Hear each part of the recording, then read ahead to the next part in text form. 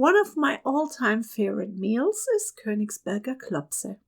This dish holds a special place in my heart. It reminds me of the family dinners with my mom and Oma, who needed to leave Königsberg during the Second World War. Königsberg was a beautiful historic German Prussian city that became Kaliningrad after the Second World War. The sweet and sour creamy sauce is the highlight of this dish. The flavor is unlike anything else and so delicious.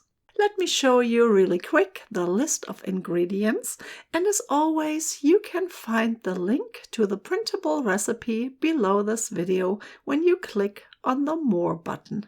Start by adding water or broth to a large pot and then add the bay leaves and the whole allspice. Cut the onions into eighths and add them also to the pot. Then bring the mixture to a light simmer while prepping the meatballs.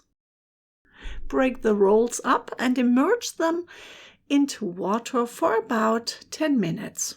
Then drain the rolls and press out the excess liquid and add it with all the other ingredients for the meatballs to a large bowl. Then mix everything until all ingredients are well combined and smooth. Shape about 16 to 18 meatballs. They should be a little bigger than golf balls. Wet your hands occasionally. This will help to achieve a smooth surface, and the meat mixture, what a difficult word, will not stick too much to your hands.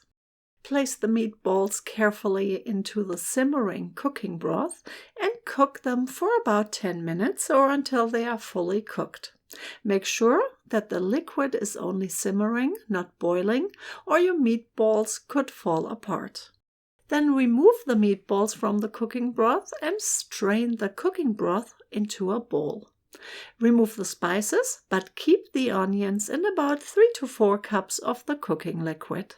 To make the sauce, melt the butter over medium-high heat. Then stir in the flour and continue cooking until it's a pale golden color.